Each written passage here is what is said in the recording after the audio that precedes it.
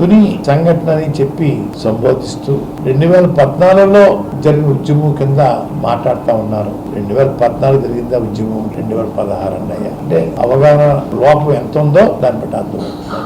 వారి పక్కన వారి ఉమ్మడి అభ్యర్థి నెహ్రూ గారు ఉన్నారు. నెహ్రూ గారు అడిగి తెలుసుకోవాలా. ఈ రైలు సంఘటన పూర్తిగా వైసీపీ వాళ్ళు చేయించేదని చెప్పేసి అభియోగం మోపుతా ఉన్నారు పవన్ కళ్యాణ్ గారు. ఆ రోజు ఆ వైసీపీలో మీ పక్కన నెహ్రూ గారు ఉన్నారండి, వారిని అడిగి తెలుసుకోవాలా. తెలుసుకోకుండా ఇప్పుడు 2014 తెలిసిపోయిందంట రైలు తగలబెడతారండి. బహుశా వాళ్ళ గురువు గారు చంద్రబాబు నాయుడు చెప్పుకుంటారని నేను అనుకుంటా ఉన్నానండి. మా ముఖ్యమంత్రి గారు మొన్న రోజున మేనిఫెస్టో రిలీజ్ చేయడం జరిగిందండి. మేనిఫెస్టో రిలీజ్ చేస్తూ కూడా గత మేనిఫెస్టోలో 99% చేశానని చెప్పేసి బల్ల గుద్ది చెప్పిన సంగతి మీకు తెలుసండి. అదే విధంగా చంద్రబాబు నాయుడు గారు 2014-19 మేనిఫెస్టోలో ఎంత పర్సంటేజ్ అమలు చేశారన్నది ఈ రోజుకి చెప్పలేని పరిస్థితి అయింది. ఇప్పటికీ మించిపోయింది లేదు. జగన్మోహన్ రెడ్డి గారి కన్నా ఎక్కువ నేను మేనిఫెస్టోలో ఉన్న అంశాలన్నీ అమలు చేశానని చెప్పేసి చెప్పగల ధైర్యం ఉందా అని చంద్రబాబు నాయుడు గారిని, వారి కూటమిలో ఉన్న ప్రముఖ సినీ నటులు పవన్ కళ్యాణ్ గారిని అడుగుతా ఉన్నాను. ఎంతసేపు అబద్ధాలు చెప్పి ప్రజల్ని నమ్మించడం కోసం చేసే ప్రయత్నాలు ఆపండి చంద్రబాబు నాయుడు గారు.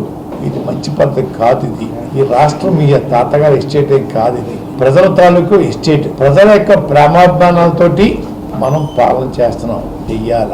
ప్రజలే రాజులు. తుని సంఘటన అని చెప్పి సంబోధిస్తూ 2014లో జరిగిన ఉద్యమం కింద మాట్లాడుతూ ఉన్నారు. 2014 జరిగిందా ఉద్యమం, 2016 అన్నయ్య అంటే అవగాహన లోపం ఎంత ఉందో దాన్ని బట్టి అర్థం.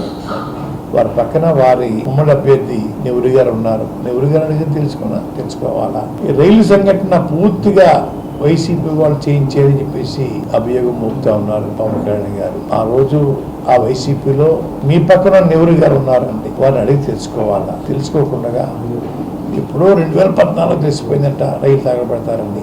బహుశా వాళ్ళ గురువు గారు చంద్రబాబు నాయుడు చెప్పుకుంటారని నేను అనుకుంటా ఉన్నానండి.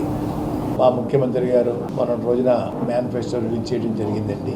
మేనిఫెస్టో రిలీజ్ చేస్తూ కూడా గత మేనిఫెస్టోలో 99% చేశానని చెప్పేసి బల్ల గుద్ది చెప్పిన సంగతి మీకు తెలుసండి.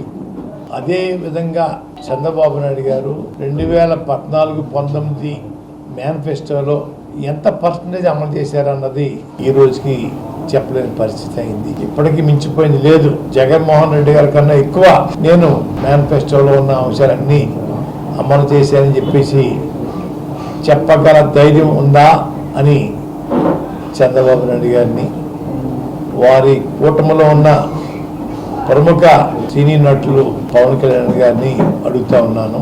ఎంతసేపు అబద్ధాలు చెప్పి ప్రజల్ని నమ్మించడం కోసం చేసే ప్రయత్నాలు ఆపండి చంద్రబాబు నాయుడు గారు.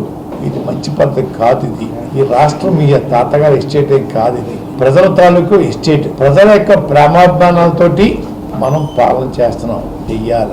ప్రజలే రాజులు.